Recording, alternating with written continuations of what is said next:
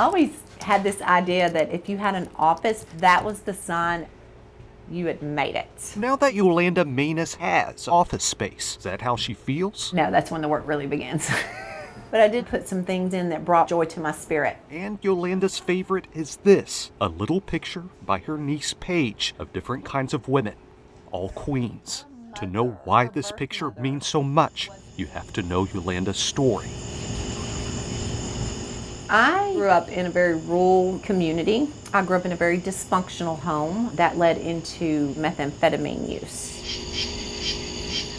Yolanda felt her addiction had become so deep, there was no way of getting through it to the other side. I literally had no home, really no friends. My body was completely being destroyed. I thought, this is your life. But changing course, Yolanda arrived to Mending Hearts, a Nashville-based residential treatment service for women. I wanted you guys to come in with 3 items that show me that you're not the person you were in your addiction. I brought my alarm clock because I have a routine now. And it's at Mending Hearts Yolanda today has that little office with that special picture from a niece, where she now works as Associate Clinical Director.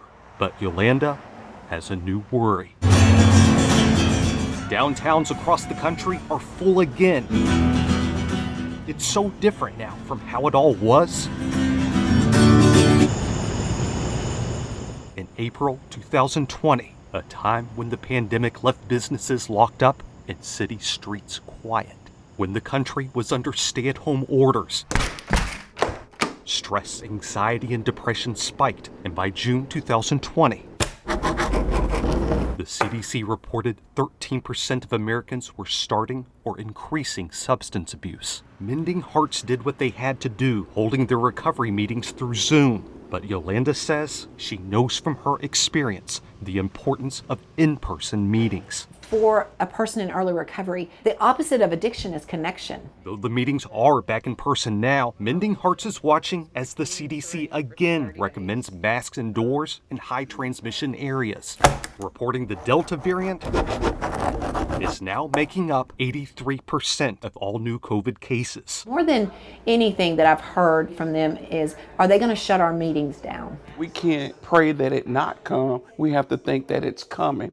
Trina Frierson is the founder and CEO of Mending Hearts. She says in fighting relapses as numbers rise for the Delta variant, she's working closely with medical centers for guidance. We have the ability to test on site. We have the ability to vaccinate our women here. And Yolanda says there's a key thing to be taught to anyone in recovery. Hey, we've already been through something.